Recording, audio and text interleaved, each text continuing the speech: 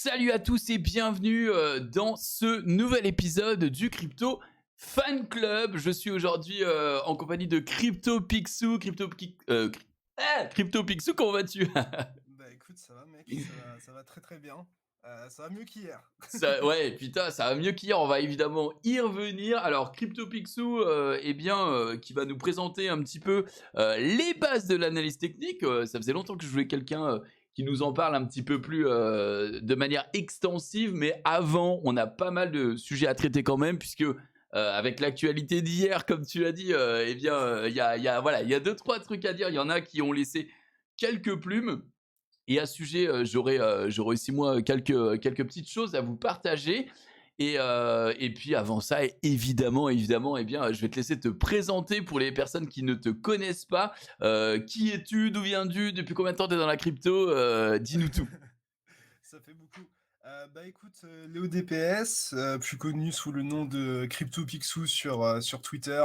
J'ai commencé à stream il y a 2-3 mois, 3 mois, un truc comme ça, Ok. pour parler un peu de crypto et tout, surtout analyse technique, parce que je voyais que, bah, en vrai, il y a pas mal de gens qui s'intéressent à l'analyse technique, mais que je pensais qu'on pouvait encore un petit peu creuser, dire des choses intéressantes et tout. Ouais. Du coup, je me suis lancé, et puis avant ça, j'ai fait pas mal de trucs, hein. J'étais déjà dans le marché depuis 4 ans et demi, 5 ans, un truc comme ça. C'est Capet qui m'a mis dans le truc. Ah. Euh, Capet qui est dans tous les coups, hein, on peut le dire. Ouais, bah il est passé Capet qui ici a initié aussi. beaucoup de monde, hein. Ouais, ouais, ouais, ouais. Et du coup, voilà. Et puis avant ça, j'ai fait plein de trucs. J'ai fait un peu d'entrepreneuriat, des petites boîtes par-ci, des petits trucs par-là. Ouais. Et puis au final, on est amené à se retrouver un peu tous dans les cryptos, hein. J'ai l'impression que tous les gens que j'ai rencontrés aussi dans le gaming ou quoi que ce soit, au final, bah, pas mal finissent dans les cryptos. Donc c'est cool de aussi voir les mêmes têtes de temps en temps. Bah après, enfin, ça va peut-être être un petit peu stéréotype, mais j'ai envie de dire, on est dans un petit peu ce qui est l'innovation, au moins pour le gaming, puisque on suit C'est ça. les nouveaux jeux qui sortent, les nouvelles consoles, les nouveaux composants PC, etc. Donc techniquement, on est touché par l'innovation, et du coup, c'est vrai que il y a beaucoup de gens qui sont à la fois gaming et crypto. Alors pas tous le sont, hein. Il y a aussi en fait, il y a tout type de profil maintenant qui s'intéressent à la crypto, mais je pense que nous particulièrement, c'est un petit peu lié récemment à Webedia. Moi, depuis que je m'y suis mis, en gros, il y a Gigi, il y a Maxildan, tu vois, le virus se propage un petit peu au sein des locaux. Ah, c'est un bon virus, je C'est trouve. un bon virus, c'est un bon virus, c'est un bon virus, c'est clair.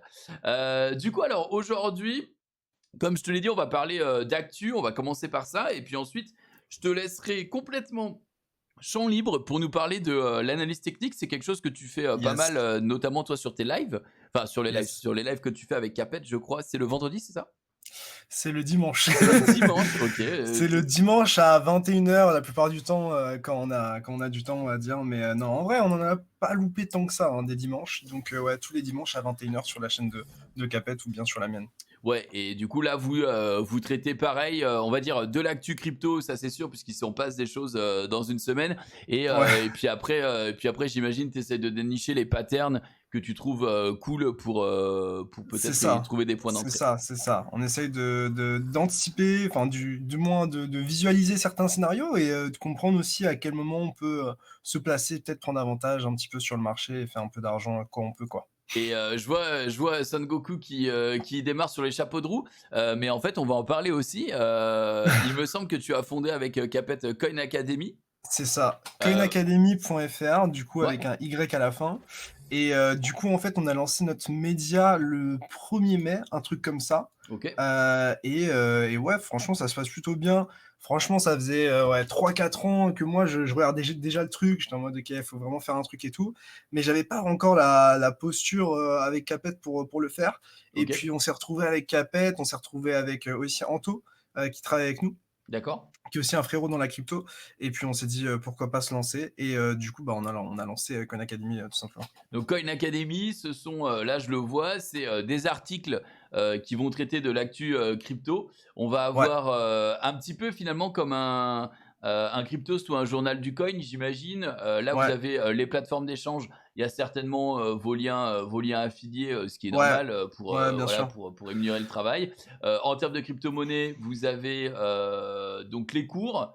Peut-être des explications? Pour l'instant, c'est pas Ouais, prévu ou? alors, en fait, en gros, ce qu'on a essayé de faire avec, Coin Academy, c'est de, prendre un petit peu un parti pris du fait que, bon, l'actualité, je dirais, au sens large, est relativement couverte par, je dirais, les gros médias qui sont déjà en place, on va pas se leurrer et en vrai, Ouais, ils font ça déjà, d'une bonne manière, je trouve, d'une façon plutôt cool, et nous, notre objectif, c'était d'être surtout un point de référence, et aussi un truc assez accessible pour tout le monde, que ce soit pour, bon, l'actualité, certes, on la traite aussi parce qu'on peut pas la louper, tu vois? Mais pour tout ce qui est, par exemple, crypto-monnaie, peu importe sur quelle crypto-monnaie tu cliques, en fait, à chaque fois, pour chaque crypto-monnaie, au-delà, du prix, d'où on achetait et cetera, on formule vraiment, bah, la définition de ce que c'est, comment ça fonctionne, vraiment on rentre dans le détail, tu vois? OK. Et on a voulu rendre un truc vraiment, le truc hyper accessible pour tous et puis dès que tu te poses une question, bah, j'en sais rien sur, Doge, sur Média, sur toutes les nouvelles cryptos qui sortent, bah, au moins tu as un petit point dessus. Ouais, Vraiment, on te fait, on te fait des explications détaillées sur ça. Pareil pour les exchanges, tu vois? Il y a beaucoup de gens qui en parlent, ils sont en mode: «OK, bon, les exchanges, c'est cool et cetera». Il y a beaucoup de gens surtout qui rentrent dans le marché, qui savent pas trop comment s'y prendre, qui commencent à s'inscrire, quelles sont les grosses différences entre les plateformes et à ce moment-là, nous, on le traite aussi. Donc, vraiment, on va dire, dans l'actualité des sujets vraiment de fond, et sur les crypto-monnaies et les exchanges, vraiment, on essaye de vulgariser et de rendre le truc, agréable à lire, en tout cas. OK. Alors je vois que, il y a des gens qui disent que le stream ne fonctionne pas, donc ça fonctionne pas apparemment chez certaines personnes. Ah! J'imagine que c'est Twitch, hein, qui bug parce qu'il y a pas de Moi, raison ça marche chez moi, en particulière. tout cas. Ouais, ça marche chez moi aussi, je pense que chez la plupart des gens ça fonctionne, mais il y a des gens, pour lequel apparemment ça fonctionne pas. Les gens du chat, je vous invite à leur dire de F5 ou je ne sais pas, de changer le truc en HTTP, HTTPS, et cetera, voir si ça vient de là ou de changer de navigateur aussi parce que ça peut provenir de là. Mais, Un Twitch, là, qu'est-ce que vous mais faites? ouais, c'est des fois c'est Twitch. Des fois c'est Twitch qui bug un petit peu, ça peut totalement arriver. Très bien, donc pour Coin Academy, OK, vous avez lancé ça depuis 2 semaines, c'est ça? Ou 3 semaines? Ouais, 3 semaines, un truc comme ça et en vrai, ça marche plutôt bien. On est genre à 10 000 followers, un truc comme ça sur Twitter. On a fait pas mal Pas de mal. visites. On commence à parler avec pas mal de monde et puis je trouve ça aussi intéressant de pouvoir, te faire une place, dans l'industrie parce qu'en vrai, l'industrie, au-delà du trading et quoi que ce soit, c'est bien de pouvoir, bah, la connaître, de rencontrer, tu vois? C'est surtout des gens qui montent des projets, qui montent des exchanges, qui montent des produits, tu vois? Ouais. Et pour nous, en fait, Coin Academy, c'est aussi un moyen de rencontrer toutes ces personnes-là parce qu'en vrai, on en est fascinés, tu vois? Bah, Tout ce qui est, les Vitalik, les SBF, donc Sam de Alameda et cetera, c'est des gens que nous, on voit au travers, des coins, au travers de l'actualité et cetera, et c'est aussi des gens qu'on a envie de toucher, même plus en francophonie, tu vois? ouais. Mais voilà. Il y a en plus, il faut le savoir, il y a plein de personnes, en France ou, en tout cas francophones qui travaillent dans le milieu, des crypto-monnaies et évidemment, c'est toujours très intéressant de les avoir. C'est aussi le but, ici sur le Crypto Fan Club, c'est essayer d'avoir des Ouais. acteurs francophones et français qui puissent nous parler soit, de leur projet, soit ce sur quoi ils travaillent, soit comme tu le fais là, et bien, de création française comme, Coin Academy. On avait eu Val de chez Valentin de chez Crypto, c'était bien, Ouais. très très content et bah, je vous souhaite beaucoup de réussite dans Bah, écoute, le merci. projet. Merci, merci. Il faut rajouter un petit onglet à côté de Journal du Coin et Cryptost, du coup avec Coin Academy. Très bien, alors on continue et on va parler maintenant dur, on va parler à l'actualité et là il y a Ouais. énormément de choses à dire parce qu'en fait hier c'était une journée incroyable. Je voyais des mecs qui sont dans la crypto depuis longtemps, qui disaient qu'ils avaient jamais vu ça. Donc dis-moi tout. Qu'est-ce que déjà? Alors, on va quand même resituer peut-être pour ceux qui suivent pas à fond les marchés. Ouais. Hier, on va regarder le graphe du Bitcoin. Le Bitcoin qui cote aujourd'hui à 39 512 dollars. Eh bien, il faut savoir que hier, il a fait une chute Aux brutale à. enfers. Ouais, alors, sur CoinMarketCap, c'est pas référencé, mais sur Binance, on a touché les 30 000 dollars. Donc, on est passé de 40 000 à 30 Ouais. 000. C'était assez chaud. Une perte par rapport au top de plus de 50%. Ouais. Qu'est-ce qui s'est Heu passé? Bah, je pense qu'il y a plusieurs phénomènes. Déjà pour restituer un petit peu, bah, l'historique de Bitcoin, tu vois? C'est pas un truc qui est jamais arrivé. En vérité, Ouais, c'est déjà arrivé. Après, il y a beaucoup de gens qui rentrent sur le marché, donc forcément, ça choque. Même moi, tu vois, hier, quand c'est arrivé, enfin, c'est pas que j'étais pas bien, tu vois? Mais genre, je m'attendais pas à ce que ça arrive à ce moment-là, tu vois? Genre, tu peux jamais t'attendre à un truc comme ça, quasiment. ah C'est bah, tellement violent, c'est tellement rapide, en fait, que enfin, limite, tu crois pas, tu vois? Moi, j'étais devant mes écrans, en gros, je regardais, OK, ça baissait et tout. Je prends le métro pour aller au boulot. 13 heures, je vois le prix, OK, c'est il commence à stabiliser, et cetera. Et là, j'arrive au bureau, j'allume les écrans et là, je vois ça commence à flash crash, tu vois? Je me dis: «Mais c'est quoi ce merdier?» c'est Mais c'est vraiment descendu hyper rapidement ouais. et en vrai, ça, on peut l'expliquer de différentes manières. Tu as un peu des notions de ce que c'est les contrats futurs, le levier et cetera ou pas du tout? Bien sûr, ouais, ouais. Mais on va vulgariser pour les gens qui nous regardent. Les Ouais, contrats futurs, on en a déjà parlé, lors du Crypto Fan Club, c'est tout simplement des gens qui vont, entre gros guillemets, «parier à la hausse ou à la baisse», sur des valeurs, par exemple le bitcoin. Donc si tu longues le bitcoin, ça veut dire que tu paries, encore une fois entre gros guillemets, que, bah, si le bitcoin il est à 40 000 $, eh bien il va monter et en fonction du niveau de levier, donc l'effet de levier et de ton montant initial, eh bien, tu vas pouvoir décupler ton pourcentage à la hausse ou te faire liquider au contraire à la baisse. c'est ça, c'est ça. En fait, en vérité, tu trades, pas vraiment Bitcoin. Tu trades, un contrat, sur lequel tout le monde se met d'accord sur le fait que, ça c'est assimilé au prix du Bitcoin. C'est-à-dire que, contrairement au marché, spot, tu vois? Le marché spot, c'est, par exemple, quand tu achètes sur Bitstamp ou quand tu achètes sur Binance sans levier. Bah, en fait, quand tu achètes ton Bitcoin, tu vas le posséder. C'est-à-dire que, concrètement, demain, je veux l'envoyer à un pote, je peux l'envoyer, s'il perd, 30 000 80 ou quoi que ce soit, peu importe ce qui se passe, moi j'ai accès à mes bitcoins, je peux les envoyer et les retirer. La différence avec les futurs, c'est qu'en gros, c'est un contrat sur lesquels tout le monde se met d'accord. Et en fait, l'intérêt de ces contrats, c'est que tu trades les mouvements du bitcoin sans vraiment posséder ces bitcoins. Et Ouais. pourquoi c'est intéressant? C'est parce qu'en fait, tu peux avoir plus d'argent que tu en as réellement.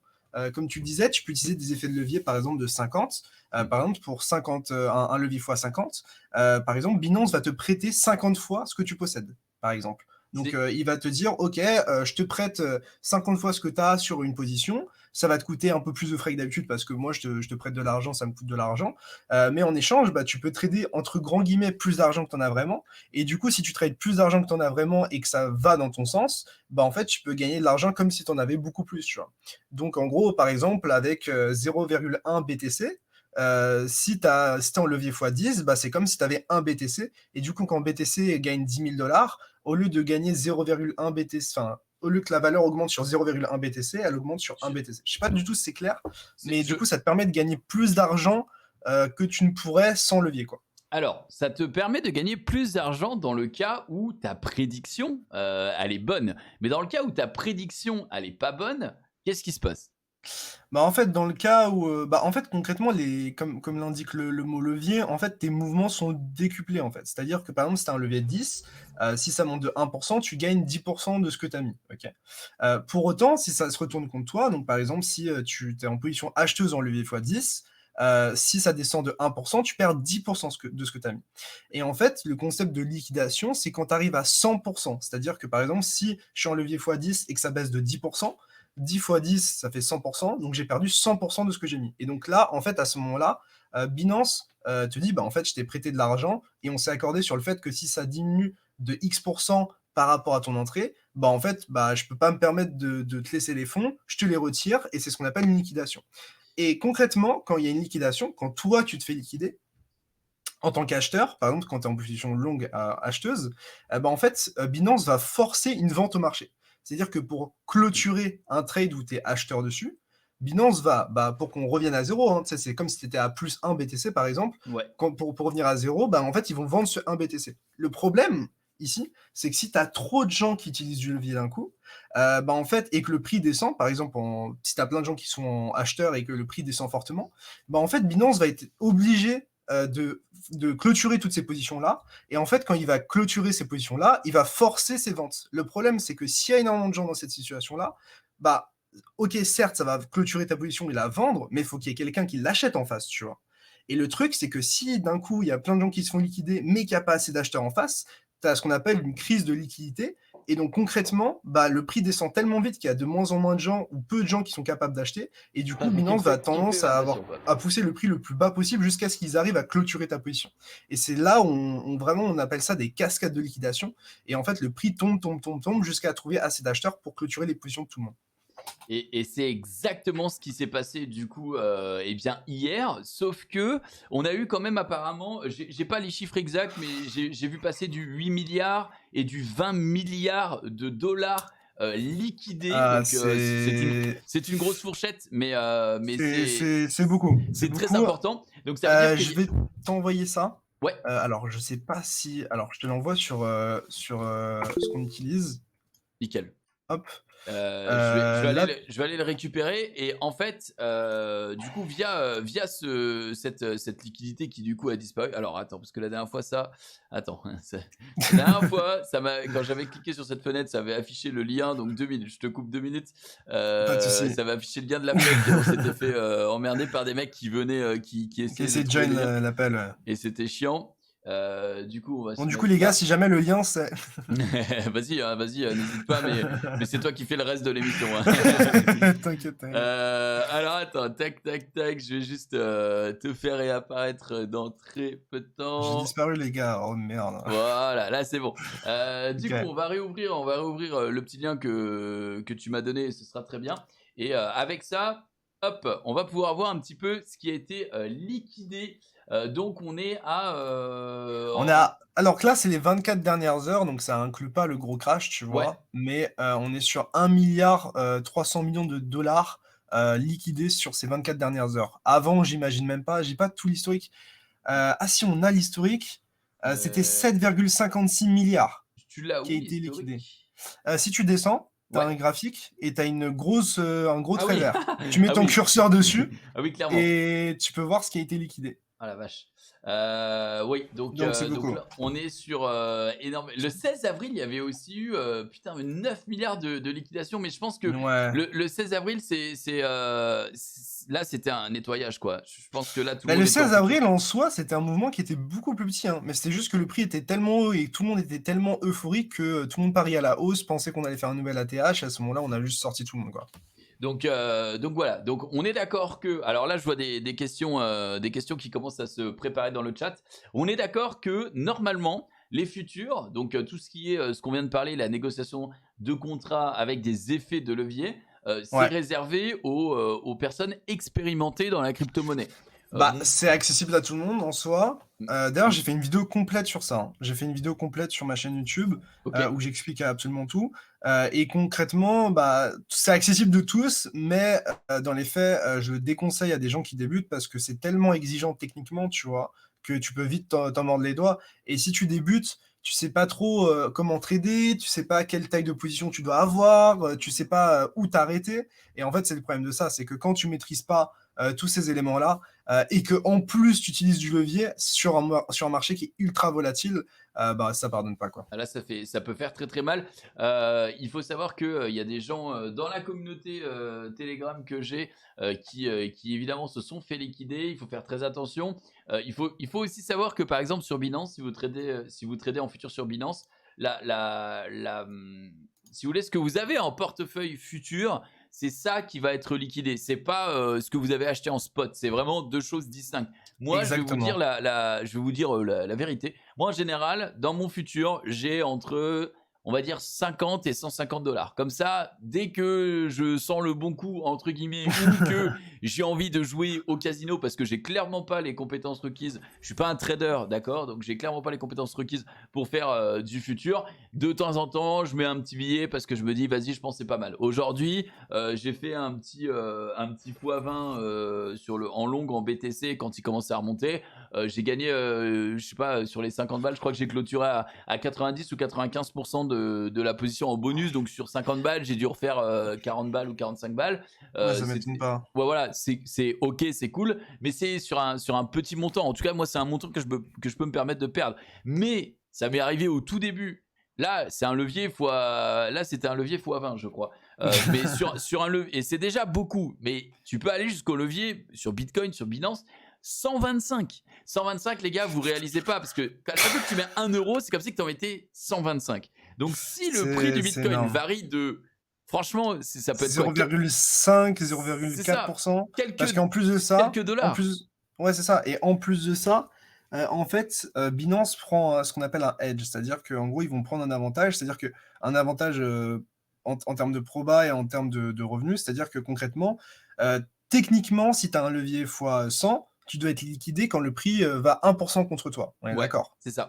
Bah, en fait, Binance, au lieu de te liquider à 1%, ils vont te liquider peut-être à 0,7 ou 0,6 dans certains cas, tu vois. Ah Donc ouais. vraiment, genre sur les gros leviers, c'est comme s'ils avaient un gros avantage, tu vois. C'est comme si c'était sur un casino où ils avaient un énorme avantage. Donc les gros leviers, c'est uniquement pour les gens déjà qui connaissent très bien les choses et qui tradent à très court terme. Moi, ce que j'aurais tendance à peut-être conseiller aux gens qui regardent le stream, c'est d'éviter le levier déjà. Déjà, Et plus vous allez trader en petite unité de temps, plus le marché va vous prendre de l'argent. Parce que plus vous tradez en petite unité de temps, plus le marché va essayer d'aller à gauche, à droite, liquider les gens qui sont acheteurs, ouais. vendeurs, même les 2 côtés et plus ça vous demande de l'exigence et de l'expérience et c'est un truc, que vous mettez des années à avoir. Concrètement, si vous savez pas ce que vous faites en petite unité de temps, moi j'appelle ça petite unité de temps, je dirais, peut-être 1 minute, 3 minutes, 5 minutes, C'est 15 vrai, minutes. c'est vrai. Là, ça peut vraiment enfin, c'est là où vous avez le moins de chances de réussite. Moi, ce que je vous conseillerais pour les gens qui débutent peut-être, bah, déjà, c'est de 1, c'est d'éviter le levier. Moi, pour vous dire, ça fait un truc comme, ouais, 3-4 mois que, je fais quasiment plus de levier. Moi, avant, je faisais du levier, je gagnais pas mal d'argent avec ça, mais moi, j'ai trouvé ma profitabilité, dernièrement, hein, dernièrement, parce que moi, j'étais un trader de levier pendant 3 ans, hein. Vraiment, je tradais tous les jours avec Mais du levier et cetera, je connaissais très bien. tu as forcément dû transpirer à des moments, quoi. Bah, tu transpires quand tu gères pas bien ton risque. Quand Ouais. quand tu mets entre guillemets «en jeu», des sommes que tu peux pas vraiment te permettre de perdre. Alors, même quand tu es pas en levier, même quand j'ai aucune position et que le BTC tombe comme ça, je transpire, tu vois? Parce que c'est pas j'ai pas envie de voir le marché avec cette gueule-là. Mais, mais voilà, et en vrai de vrai, le marché est tellement volatile que moi, sur les 5 derniers mois, 4-5 derniers mois, j'ai quasiment pas fait de levier et ça j'ai quand même atteint des rentabilités que je pense que j'aurais même pas espéré avec du levier, quoi. Ouais. Parce qu'avec le levier, tu te fais, couper tes positions rapidement, c'est hyper exigeant, c'est pas des positions que tu peux tenir longtemps. Alors que là, on est quand même sur des phases où, bah, même si ton altcoin, par exemple, tu penses enfin, même ton altcoin, il fait peut-être, je sais pas, plus 1000 en 2-3 mois, heu, le choper en levier sans te faire sortir, c'est C'est parfois un exploit, tu vois? c'est compliqué, surtout qu'il y a une autre chose dont on n'a pas parlé, mais il y a les, ça s'appelle comment? Hedging fees ou funding fees? Je crois que c'est funding Tu fees. le funding, ouais. Funding fees, ce sont des frais qui arrivent, en tout cas sur Binance, hein, je ne sais pas trop pour les C'est autres c'est exchanges. partout pareil. OK, c'est partout pareil, donc qui tombent tous les 8 heures et qui vont juste absorber un pourcentage de ta position. Alors, souvent, le C'est ça. pourcentage est quand même assez léger parce que voilà, le but, c'est quand même de te permettre d'en faire. Évidemment, ils vont pas te prendre 20% tous les 8 heures. C'est du 0,1 à 0,05 en général. Ça dépend aussi de l'évolution du marché. Si c'est très, très volatile, Ouais. ça va exploser. Ça peut monter à 0,2, 0,3. Mais 0,3% déjà, quand tu comptes tous les 8 heures, ça te fait quasiment 1% par jour, quoi. Tu laisses ton Mais en truc fait 10 non mais jours. juste non mais juste dis-toi déjà, si tu es en levier fois 100, OK? Donc ça veut dire que tu as 1 de ta position. Ouais, S'ils te prennent 0,1 de ta position toutes les 8 heures, c'est-à-dire qu'ils te prennent 10 de ta position réelle, donc ouais, de l'argent que tu as mis toutes les 8 heures. Donc tu vois, c'est énorme. Ce qu'il faut comprendre et je pense qu'il y a un gros malentendu, souvent sur, le funding rate, c'est le fait que ces fees ne reviennent pas à Binance. C'est des fees qui sont échangés entre les traders, OK? OK. Donc ça veut dire que quand le funding rate, donc quand le funding, en général on appelle ça juste le funding, est négatif, c'est-à-dire que toutes les personnes qui sont en short, donc en position à la baisse, quoi, Ouais, qui parient à la baisse, en fait, ils payent ces frais-là aux acheteurs. Et à OK, l'inverse, quand c'est hyper positif ou positif tout court, bah, en fait, c'est les acheteurs qui payent ces frais-là aux vendeurs. Donc en OK. gros, ça donne, en fait, l'intérêt de ça, c'est que ça donne un intérêt aux gens, comment dire, de prendre des positions parfois, et surtout de rééquilibrer le marché. C'est-à-dire que quand le funding est, hyper négatif, en général, c'est-à-dire que le marché tombe super fort et quand le marché tombe super fort, si le funding est trop négatif, les gens qui parient à la baisse, ils vont payer énormément de frais. Du coup, ils vont avoir intérêt à couper leur position et quelqu'un qui parie à la baisse et qui coupe sa position, bah, en fait, ça crée un achat, en fait. Parce Ouais. que quand tu es à -1, par exemple, tu paries à la baisse de -1 bitcoin, de 1 bitcoin, bah, en fait, pour couper ta position, tu dois acheter pour 1 bitcoin sur le marché, pour Ouais. que tu reviennes au neutre et que tu clôtures. Donc ça donne un incentive, ça donne une motivation aux gens, bah, de prendre certains trades, et aussi de rééquilibrer la balance, j'aurais tendance à dire. Alors, il y a des gens qui disent, c'est qui comprend pas exactement, qui dit sur 100 dollars de trade avec un levier x10, c'est comme si tu jouais de coup 1000 dollars. Jusque-là, je te suis. C'est Tu gagnes ça. si tu paries à la hausse, c'est que le marché va à la hausse, donc t'es mieux, donc tant mieux. Mais cet argent, tu l'as pas. Donc si ça va à la baisse, tu perds uniquement tes 100 dollars. Exactement, c'est ce qu'on dit. Mais en Ouais. fait, du coup, ce qu'il y a, c'est que si tu vas à la baisse, tu perds tes 100 dollars, mais il faudra baisser du coup de beaucoup moins. Pour perdre ces 100 dollars, puisque du coup, en fait, le contrat va dire que bah, dès que tu es à moins 100 dollars de bénéfices, donc du coup que tu te fais absorber, eh bien ça va clôturer ta position directe. Donc du coup, ça C'est va ça. vendre le contrat et tes 100 dollars, tu les reverras plus jamais parce qu'ils sont partis et ça rééquilibre comme ça la balance, tout simplement. Il y a un truc aussi que les gens sous-évaluent, et en vrai, c'est tout con, hein, mais c'est quoi ton profit max en short? Ton profit max, il est limité Eh techniquement. oui, C'est-à-dire que par exemple, le Bitcoin, n'importe quelle crypto ou n'importe quelle action, elle peut pas baisser de plus de 100%. Ok. Donc, c'est-à-dire que même si tu en levier 10, si ça baisse de 100%, tu es limité. Tu as, un plafond, c'est un entre plafond, grands ouais. guillemets, hein. Alors qu'à la hausse, Ça peut ton faire du... plafond, il est illimité. C'est-à-dire qu'en gros, le truc peut monter aussi bien de 100% que de 10 000%. Donc, l'avantage mathématique, il est en faveur des gens qui sont à l'achat aussi. Ils Et c'est sont pour en ça long. que être baissier, c'est jamais quelque chose qui est durable. C'est plus quelque chose que tu vas jouer à court terme, mais c'est pas un truc qui est éternel. Parce qu'au bout d'un moment, s'il y a plus personne qui vend, parce que pour vendre, faut posséder la chose, quoi. Ouais. Donc au bout d'un moment, juste, bah, il y a plus de vendeurs et voilà. Donc j'aurais tendance à calmer les gens qui veulent shorter un marché, surtout dans un marché aussi. Bah, de toute façon, là, on l'a dit, bah, il y a quand même des gens, des institutionnels, des gros investisseurs, des gens qui ont plus d'argent, qui ne savent plus quoi en foutre et qui se font liquider encore sur les marchés crypto. On l'a vu là, C'est sur cette ça. dernière journée, 8 milliards, c'est pas des particuliers qui font des futurs. Il y en a certainement dans le lot, mais c'est aussi des entreprises. Et d'ailleurs, on n'a pas parlé, du coup, Picsou, enfin, je vais t'appeler Léo. On n'a pas parlé, Léo, de ce qui a provoqué tout ça, parce que là, on est juste resté sur la journée d'hier, mais on a quand même eu un enchaînement de news vraiment pas très positif pour la crypto, entre Elon Musk qui commence à dire, qui se réveille d'un coup et qui dit oh, le Bitcoin ça pollue quand même, je savais pas, ça me dégoûte. Ouais. Bon, qui prend les gens pour des bouffons. Juste derrière, on a ensuite les rumeurs comme quoi il y aurait Binance qui serait sous contrôle, enfin sous inspection judiciaire. Ouais, ça fait un petit moment Voilà, déjà. donc ça y contribue. En plus de ça, derrière, on a Elon qui continue à en remettre des couches et des Une couches. couche, ouais, c'est Et alors, l'élément gros déclencheur de hier, qu'est-ce que c'est selon toi? mais sincèrement, alors déjà pour revenir sur toutes ces news entre grands guillemets, pour moi déjà c'est des news qui n'ont pas de sens ou c'est ce qu'on appelle du FUD. C'est quoi? C'est Fear, Uncertainty et je sais plus quoi, pour juste, l'abréviation. Mais elles sont pas fondées parce que en vrai Elon Musk il dit ça et qu'il met 1,5 milliard le mois d'avant dans Bitcoin. Bon, C'est ça. surtout que le mec, c'est sûrement un des mecs pas des plus intelligents sur la planète, mais c'est un mec qui est bien calé, quoi. Donc le mec qui a une révélation et qui dit que Bitcoin ça pollue, voilà. Il En plus frappe. de ça, ça arrive pile au moment où, je sais pas si tu as vu, mais pour décrocher un contrat aux États-Unis par rapport aux énergies renouvelables, bah, je suppose que ça requiert de pas utiliser des énergies qui sont peut-être moins renouvelables ou du moins des choses qui sont sous-jacentes à ça. Donc Il y a des Bitcoin, je pense chances. qu'il n'a pas voulu prendre de risque pour avoir un gros contrat. Et en plus, derrière ça, tu me parles de Binance qui est sous investigation de l'IRS. Donc en gros, c'est le fisc et les impôts aux États-Unis, je crois, un truc comme Ouais, ça. ouais. C'est l'institution fiscale. Bon, en fait, c'est un faux titre. C'est-à-dire que derrière, si tu regardes, si tu planches, enfin, si tu regardes un petit peu plus, euh, si tu grattes, tu te rends compte que c'est juste que Binance est en relation avec ces institutions parce que pour être compliant et pour pouvoir opérer aux États-Unis et donc avoir des clients américains, elle est obligée de discuter avec eux. Et en fait, dès qu'il y a la moindre information, même si elle n'a pas d'intérêt, tu as des médias qui vont vouloir faire leur beurre dessus, de la news. Et puis derrière, en vrai, bon, après, ça fait théorie du complot, etc. Mais est-ce que il y a pas des gens derrière qui ont des intérêts à ce que ces news sortent, tu vois? Bien sûr. Genre imagine, j'en sais rien, imagine j'ai 10 milliards de bitcoin, je veux les vendre et je veux acheter plus bas. Alors déjà, bon, c'est une action qui est relativement risquée parce que si jamais le prix baisse pas, faut Ah, pouvoir les racheter. Mais en exact. général, c'est des gens qui ont du poids sur le prix. Mais derrière ça, et qu'est-ce que ça me coûte de payer? Je dis n'importe quoi, hein, ça se trouve, c'est totalement faux, c'est des hypothèses, tu vois? Mais qu'est-ce que ça me coûte de payer 1 million de dollars ou même 10 millions de dollars, des médias, des gens pour qu'ils répandent une fausse rumeur?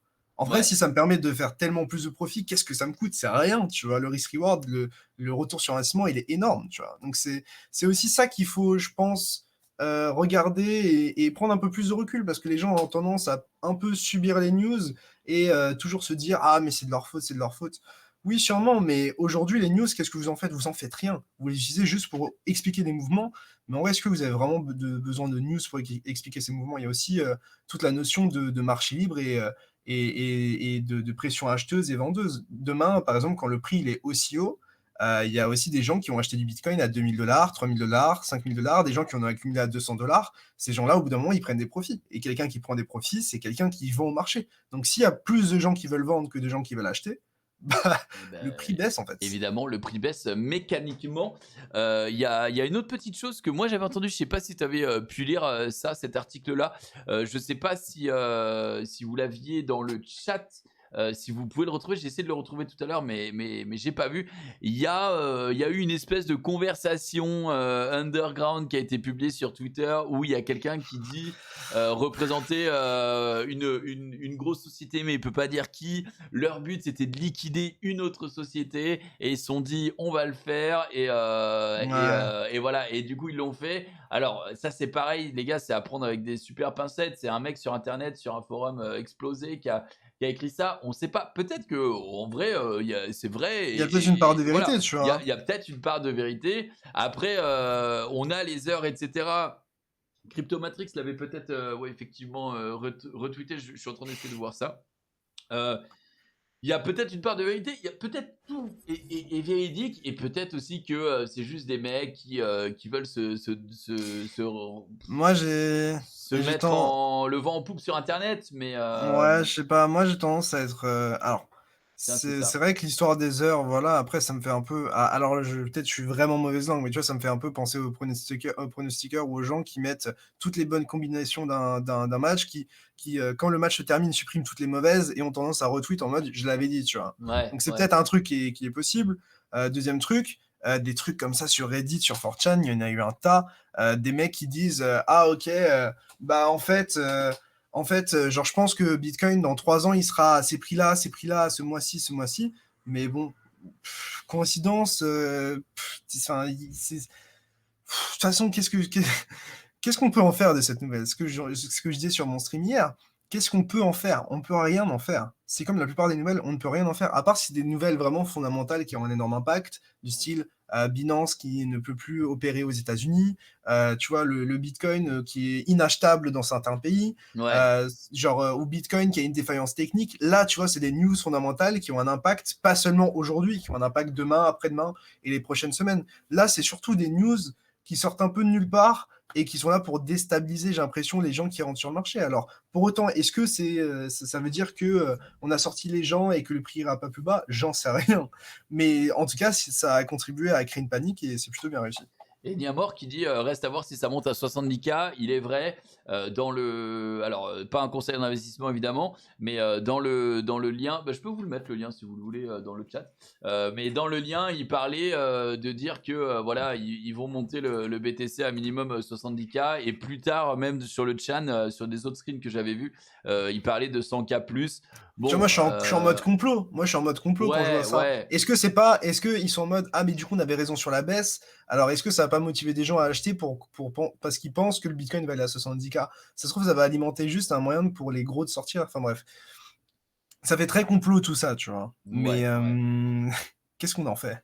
Alors, on continue avec une dernière news qui vient de tomber aujourd'hui. Apparemment, il y a l'autorité des régulations, alors je sais pas si c'est la SEC en fait qui demandait ça, mais il y a un truc qui vient de tomber aujourd'hui comme quoi toutes les transactions au-dessus de 10 000 dollars, je crois que c'est Bloomberg qui relatait cet Mmh. article, devraient être eh bien, documentées et ce à partir de 2023. Alors Bloomberg, c'est vraiment des abuseurs aussi au niveau des clics, hein. Je vais vous montrer tout ça parce que dans le titre de l'article, ils te disent rien. Du coup, ils font ça. Tu as l'impression qu'ils font paniquer tous les marchés aussi pour faire exprès. Alors attendez, il faut que je vous le retrouve parce que le site de Bloomberg aussi, il est fait avec le cul. Alors, ouais, c'est illisible Ah, quoi. c'est illisible, hein, il y a trop de contenu. Il y a beaucoup de contenu, effectivement. Si quelqu'un me retrouve l'article, encore une fois, ça me ferait kiffer. Et ouais, et alors, en fait, en tête d'article, c'est waouh, les transactions de plus de 10 000 dollars devront être documentées. Mais ils disent pas que c'est à partir de 2023. Ça n'a pas tant impacté le Ah, c'est à Bitcoin que partir de ça, hein. 2023? Oui, c'est à partir de OK. 2023, ouais, quand tu lis l'article. Ah, c'est Et drôle. ce n'est pas encore fait. C'est une supposition. C'est pas encore accepté, tu vois. Loin de là par les. Tu vois, une news pour moi qui avait du sens, je vais te couper. Ouais, vas-y. C'est la news quand, Joe Biden, il a annoncé que, il alors c'est pas rentré en vigueur, ça n'a pas été voté encore et cetera, mais lui, il voulait faire passer comme quoi, les gains de plus d'1 million de dollars ou, 10 millions de dollars à l'année aux États-Unis seraient imposés au lieu de X par, 2X, tu vois? Genre vraiment en mode, il doublait, quasiment l'imposition sur ça. Alors là, tu vois, c'est un impact parce que les gros, ils sont en mode: «OK, bah, Ouais. je vais pas pouvoir faire autant d'argent qu'avant. Est-ce que je dois me délocaliser? Est-ce que je dois sortir mon argent des exchanges? Qu'est-ce que je dois faire?» Là, tu vois, c'est un impact. Mais Apparemment, ce genre de choses, les très très gros, apparemment, Léo, ils étaient en mode, moi je trouve ça bien. Vraiment, hein, genre les GAFAM étaient en mode, ok, si vous nous doublez la taxe, ça ne nous ils sont dérange. OK ils Non, sont mais en OK même parce qu'ils temps, sont à Chypre ou aux îles Caïmans, hein, ils, c'est ils brassent des milliards de milliards, mais ils sont en mode, ok, c'est logique. J'ai retrouvé l'article du coup pour les 10 000 dollars, mais oui, je te rejoins. Ça, c'est des informations qui, quand elles tombent, bon, on est content quand le plan Biden avait été relancé, avait été lancé aussi, excusez-moi. Ça aussi, c'est des bonnes infos, c'est des trucs qu'on veut, c'est des trucs qu'on veut entendre. Parce que ça, c'est voilà, c'est l'info est là et l'info est prête. Mais souvent, Bloomberg, des fois, ils sont quand même un petit peu chiants. Alors, je vous laisserai lire l'article, tout est en anglais, évidemment. Mais, euh, ah, ça mais, fait du euh, clic, hein, mais voilà, ça clique bien, hein, ça comme sur permet. les vidéos YouTube. Exactement, il manque la miniature flèche rouge et on est quasi tout. Et le titre en majuscule et on est quasiment tout bon. Ok, alors ça faisait partie du coup des dernières news qui ont pu chahuter le marché. N'empêche que, donc là on a parlé quand même du dip énormissime. Et d'ailleurs, je sais qu'il y en a plein, j'ai oublié de vous le dire en début, petit aparté, il y en a plein qui sont rentrés sur les cryptos là début d'année, dont moi, je vous l'avais déjà dit. Il y en a qui ont peut-être même acheté tout ce qui est Bitcoin, Ether, etc. À haut prix. J'espère pour vous que ça vous a pas trop déstabilisé. On rappelle quand même la règle élémentaire de base. Ce que l'on met en crypto, c'est ce que l'on est censé pouvoir perdre. Donc faites attention à vous. Je sais que nous, enfin, je pense pas qu'il y ait des millionnaires qui aient all-in dans le chat, ou même d'ailleurs pas besoin d'être millionnaire, des gens qui ont all-in toutes leurs économies en disant à leur femme t'inquiète bébé, demain on est milliardaire, voilà, et qui se sont fait liquider en futur en x125 parce qu'ils étaient en longue. Je sais pas s'il y en a beaucoup dans le chat. S'il y en a, bah déjà on est désolé pour vous. N'oubliez pas que ça reste que de l'argent en vrai, et que Ça, c'est vrai parce que en vrai, je pense qu'il y a beaucoup d'argent, enfin, il y a beaucoup de gens qui se sont fait mal sur ces jours-là. ouais, Et je voyais des tweets passer et tout. Vraiment, je pense que vous imaginez pas au travers de quoi je suis passé sur certains mois, certaines années sur Bitcoin, sur les cryptos auxquels enfin, certaines personnes ont fait face. Et vraiment relativiser. Faut vraiment pas perdre espoir dans le sens où en vrai, les cryptos, ça bouge tellement que vous avez tellement d'occasions de faire de l'argent, de vous refaire déjà. ouais. Déjà, faut le prendre en compte. Et de deux, c'est vraiment que de l'argent. En vrai, vous êtes en bonne santé ou quoi que ce soit, c'est déjà bien, hein, en vrai. Vous avez un toit, vous êtes bien. Enfin, c'est peut-être, enfin, peut-être des gens vont dire que c'est naïf, mais franchement, quand vous prenez du recul, c'est réel, quoi. C'est important de le souligner quand même. Évidemment, faites pas n'importe quoi et recentrez-vous. Et en vrai, de toute façon, si je pense que pour passer dans la voie de l'apprentissage, il faut forcément des échecs. Sinon, tu n'apprends pas vraiment. Et tu te considères un petit peu comme le roi du pétrole. Et bah, malheureusement, il faut remettre les pieds sur terre. On ne l'est pas. Moi, personnellement, hier, je vais pas vous mentir, c'est pas que j'étais pas serein. mais je suis passé une fois, à un moment où j'ai regardé sur mon téléphone, je suis passé en dessous de ce que j'avais investi à la base. Ah ouais? Et ouais, Ouais. et je me suis ouais, mais moi, tu vois, ça fait que depuis janvier quand tu regardes, donc c'est, voilà. Oui, oui, c'est pas Et du coup, j'étais en mode: «OK, c'est un peu chiant», mais j'avais pas, en fait, j'avais pas cette pression en me disant, tout vendre. Et de toute façon, moi, vu que je trade très, très, très rarement les futurs, et comme je vous l'ai dit, j'ai 50 ou 100 balles qui traînent sur le compte futur, et je sais pas tous les jours que je trade dessus, loin de là, c'est une fois toutes les 3 semaines quand je me dis: «Vas-y, ça a l'air, d'être un bon petit coup». Et du coup, j'étais, peu inquiété parce que je me disais de toute façon, quoi qu'il arrive, même si aujourd'hui il y a un truc, ça va finir par monter. Et en fait, on va en reparler. On est quand même parti, et CoinMarketCap le fait assez mal là-dessus parce que lui, il part de 33 000, je crois. Alors qu'on est vraiment tombé sous les 30 000 sur Binance à un moment. Bon, évidemment, l'application laguait comme à chaque fois qu'il y a des gros mouvements sur Binance, ça c'est insupportable. Tu peux pas trader. aller sur Euh, FTX. Ouais, il y a plein de gens qui disent que FTX est mieux, et franchement, moi FTX ça me rebute l'interface utilisateur, mais je pense que Ah, je faut vais se faire finir. violence des fois, hein. Ouais, je pense que je vais finir par y passer. Et du coup, bah voilà, entre hier et aujourd'hui, mine de rien, on a eu un rebond qui nous met pas non plus comme avant la chute, mais qui nous a remis quand même relativement bien. Ouais, c'est de toute façon, il va falloir du temps pour que le marché il digère ce mouvement-là, hein. Quoi qu'on en dise, les gens ils s'attendent à ce que ça reparte en ligne droite ou que ça tombe en ligne droite. Souvent, la réalité, c'est un entre-deux. C'est le marché va temporiser et attendre de voir quelle direction on prend. Et ouais, enfin, là, en gros, il y a tellement de gens qui se sont fait sortir. Et le marché sait tellement pas quoi faire que ça m'étonnerait pas qu'il latéralise un petit peu. Alors, ça se trouve, il va repartir parce qu'on a sorti plein de gens. Je compare un peu le marché à une fusée ou une montgolfière. C'est-à-dire que plus il y a de gens, plus on peut voir ça comme genre une fusée ou une montgolfière, comme tu veux le lester. Et moins il y a de gens, plus on arrive à sortir de gens, plus le truc a de potentiel de hausse. Tu vois ce que je veux dire? Ouais, C'est-à-dire qu'en cas, il y a trop de gens qui parient dans un sens, en général, ça a tendance à ne pas arriver. Et le marché a tendance à, entre guillemets, baiser ou faire sortir un maximum de gens avant de leur donner raison, tu vois. Donc ouais. c'est pour ça que l'utilisation de levier, c'est cool, mais ça peut faire que des fois, ça va dans la direction que tu penses, mais c'est juste que tu t'es fait sortir avant, tu vois. Ouais. Ouais, et c'est ça, et il y a beaucoup aussi, parce qu'on en a pas parlé, et pourtant c'est très important de le rappeler, le marché du Bitcoin, le marché des crypto-monnaies est totalement manipulé par ce qu'on appelle les whales, donc les très gros investisseurs, les institutionnels, parfois même ça peut l'être par les gouvernements qui ont aussi peut-être de la trésorerie en crypto. Donc c'est manipulé, et il faut en prendre conscience. Nous, à notre niveau, on est littéralement des merdes, hein. On ne fait que Moi, suivre le flow. j'aimerais bien rebondir sur ça parce Ouais, qu'en vrai, il y a énormément de choses qui sont manipulées, tu vois, même dans la vraie vie. ah, bien Enfin, sûr. quand tu regardes le marché des actions, les banques centrales qui injectent à foison, je pense que le marché des cryptos est manipulé, mais peut-être peut-être encore moins que le marché traditionnel, Ah, tu vois? mais je suis tout à Enfin, fait d'accord moi, avec j'en sais toi. rien, mais en Alors, tout cas, disons que quand on imprime de l'argent à l'infini et qu'on l'injecte dans la bourse, un tiers, est-ce que un, c'est pas manipulé? un tiers des dollars en circulation aujourd'hui n'était pas là avant le Covid, hein, C'est donc ça, tu c'est vois? énormissime. Donc Évidemment, je te rejoins absolument là-dessus. Mais ce qu'il faut que les gens comprennent aussi, selon moi, c'est que c'est pas nous les plus forts. Nous, en fait, voyez-vous comme si vous étiez un surfeur dans l'océan et qu'il fallait aller dans le sens de la vague quoi qu'il arrive. C'est pas vous qui créez la vague parce que vous n'en avez pas les moyens. Par vous ne contre, pesez pas, en fait. Vous voilà, ne pesez pas dans le game. vous ne pesez rien, d'accord? Par rapport à l'océan, vous êtes un caca.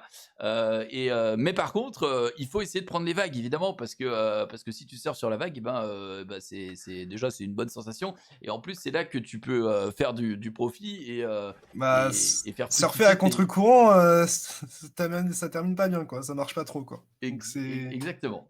Donc voilà, je pense que c'était important de le rappeler. Évidemment, faites vos propres recherches, mais je pense que voilà, c'était, comme j'ai dit, important.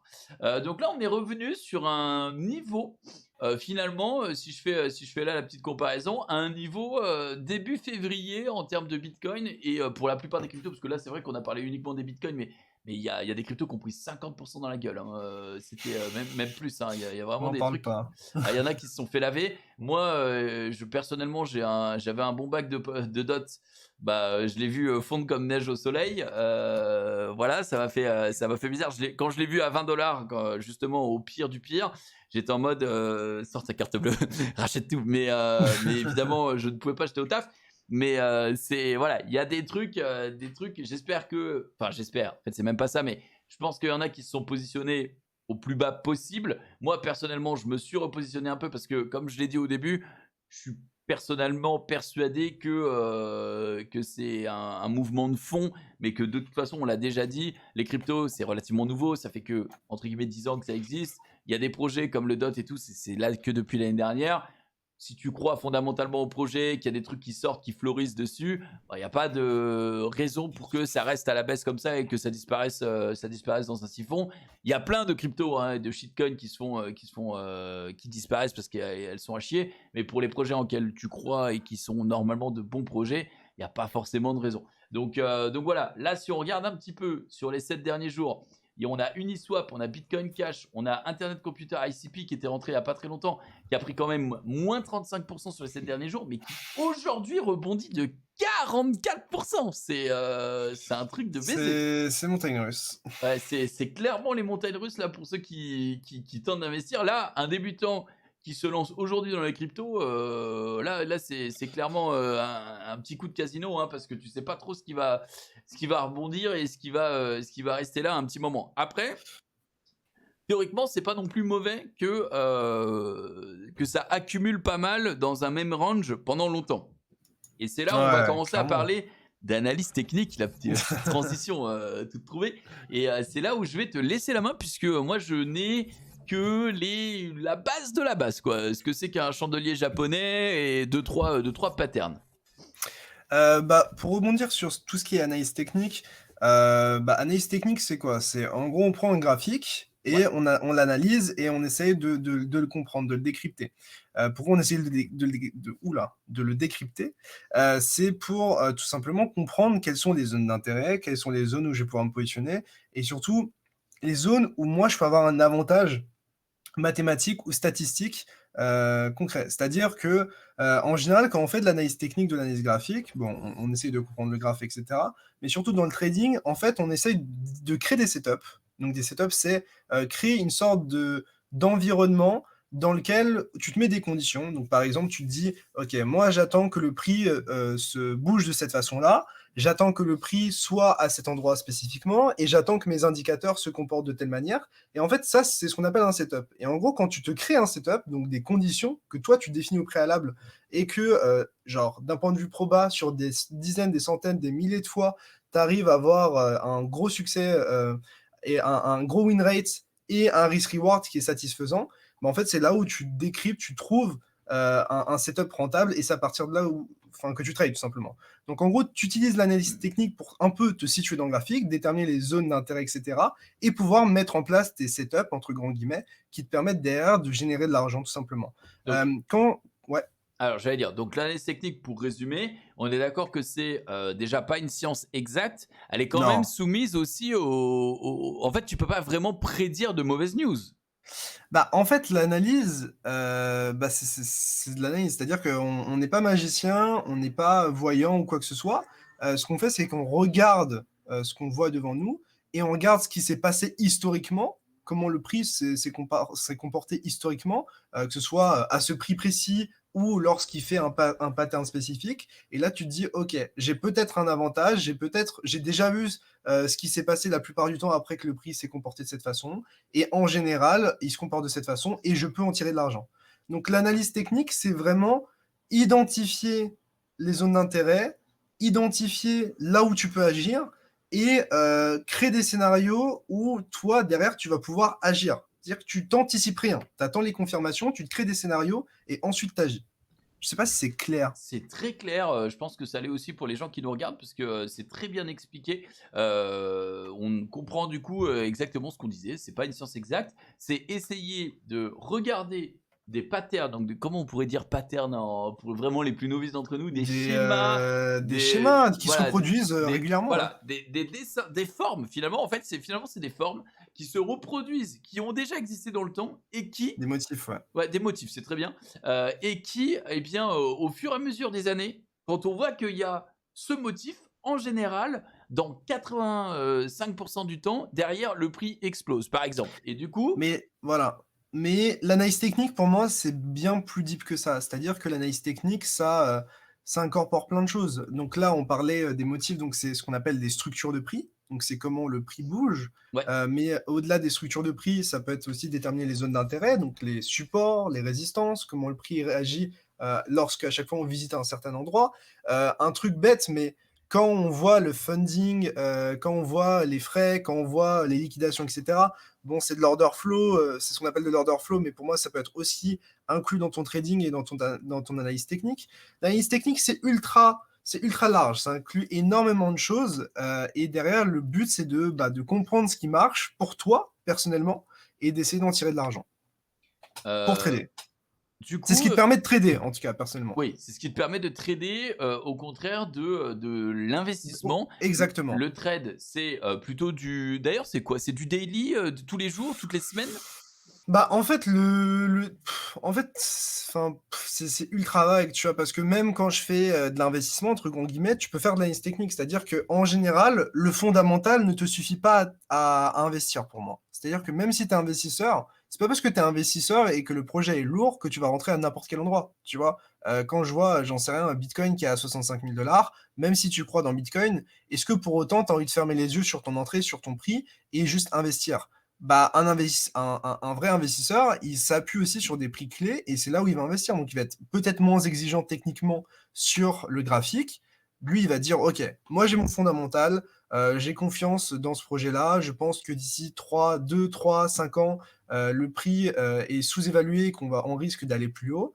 Mais pour autant, il va pas se dire, OK, j'achète n'importe comment. Lui, il va se dire, OK, qu'est-ce qui se passe si ça descend? Ouais. Combien je perds? Est-ce que si j'investissais pas à cet endroit précis, je perdrais peut-être un peu moins d'argent, tu vois? Ou je risquerais moins d'argent pour en gagner plus. Et là, la notion de risk reward, tu vois, de risque pour la récompense, tu vois? Et donc, en vrai, un investisseur, pour moi, un bon investisseur, c'est quelqu'un qui est capable de lier autant le fondamental, de comprendre ce qui se passe dans le fond, que ce soit pour une entreprise, une monnaie, une crypto, une technologie, peu importe, et qui est capable aussi d'allier ça à de l'analyse technique pour dire, OK, je sais que le fondat est bon, mais pour autant, je rentre pas n'importe où. Et là, je vais chercher des zones d'intérêt. Donc, ça peut être des supports, ça peut être s'appuyer sur des outils comme des moyennes mobiles, ce genre de choses. Voilà. Donc, je sais pas si c'est clair, encore une fois. C'est Hésite pas à me couper hein, s'il y a des choses qui C'est, sont. je trouve que c'est clair. J'essaye souvent quand il y a des invités, j'essaye de revulgariser, redire les mêmes choses pour que tout le monde comprenne. Mais là, c'est vraiment clair quoi. Je pense que j'ai rien à redire. Est-ce que tu peux prendre l'exemple? On va prendre l'exemple du Bitcoin et tu vas me Ouais, dire comment tu fais ton analyse. ok. Bah, je peux peut-être partager mon écran, ce sera peut-être plus simple. Vas-y, essaye pour voir si ça Alors, présenter fonctionne. maintenant Qui fait natation, quoi. un onglet. Merci. Boum, boum, partager. Est-ce que tu vois mon Alors, onglet? oui, mais c'est moche. Donc, alors attends, Pas laisse-moi de gérer souci, pas de ça. souci, pas de souci. Petite Tac. régie. Ouais, petite régie. Alors attendez, je vais vous gérer ça correctement. Alors on te verra plus, hein, je te le dis, je préfère te le dire tout de suite. Ah, je pense qu'ils préfèrent voir les graphiques que ma tête, donc Ouais. je pense pas que ça les dérange. Alors attends. Tac. Tac. Alors déjà, quel outil tu utilises pendant que je fais ça? Ça permettra de meubler. Moi, j'utilise TradingView, Ouais. tradingview.com qui est le mec a mis «Ah, enfin plus sa tête». Ah bah, nickel. Non, j'utilise tradingview.com qui est un outil, qui permet de faire de l'analyse graphique Ouais. et donc de faire ton analyse technique, etc. C'est un outil qui est, pour la plupart de ses fonctionnalités gratuite. Après, comme tout produit, dès que tu veux le pousser un peu, etc., forcément, tu arrives dans des fonctionnalités payantes. Mais voilà, ça te permet vraiment d'analyser techniquement gratuitement. Au-delà de tradingview.com, tu as aussi, alors je vais juste regarder, donne-moi un instant, CoinTrader Pro. Je recommande vraiment personnellement que je mette là, qui est un TradingView gratuit qui utilise TradingView et qui te permet d'avoir tout l'historique sur un coin. C'est-à-dire que si tu mets, j'en sais un Ethereum, bah, en Ouais. fait, souvent, tu n'as que le graphique d'un exchange. Bah, là, en fait, ça fait une agrégation de tous les prix sur tous les exchanges et du coup, tu as un historique de fou furieux la plupart du temps. Donc moi, j'utilise surtout TradingView, mais CoinTrader Pro, c'est pas mal pour les alts quand tu n'es pas sûr jusqu'où va l'historique, quoi. Je pense que là c'est bon, les gens verront. J'ai Ouais, essayé de faire un truc, hein. Je vous t'inquiète, garantis pas, mais t'inquiète, j'ai essayé de faire un truc. Très bien. t'inquiète, t'inquiète. Ah OK, Ah, c'est bon, on alors voit pas le vas-y. lien. Non, Je te non, j'ai laisse. j'ai j'ai checké, j'ai checké avant justement. Voilà et donc ouais, comme je te disais, moi quand je fais de l'analyse technique, tu as plusieurs concepts qui s'appliquent. Alors déjà, je vais nettoyer. OK, c'est bon. Alors, déjà, en vrai, tu as le prix. C'est-à-dire qu'il y a beaucoup de gens qui sous-évaluent le prix, mais le prix, c'est ton outil principal. C'est-à-dire que, il y a des gens qui regardent les indicateurs, précis, des indicateurs qui vont se positionner sur le graphique, des Ouais, indicateurs que je peux montrer. Tu vois, par exemple, là, on a le RSI, ça montre la force relative du prix, et du bitcoin sur plusieurs années. Donc là, on est en échelle hebdomadaire. Tu as ce qu'on appelle le MACD, donc tu as plein d'indicateurs. Mais ce qu'il ne faut pas oublier, c'est que c'est le prix est le roi. C'est-à-dire que tu peux, en vrai, ne trader avec aucun indicateur et trader uniquement avec le prix, parce que le prix, c'est ta base en termes d'information. C'est-à-dire que peu importe ce que font les indicateurs, etc., c'est le prix qui te dicte tout. ouais, Le prix, il te dicte les supports, les résistances, etc.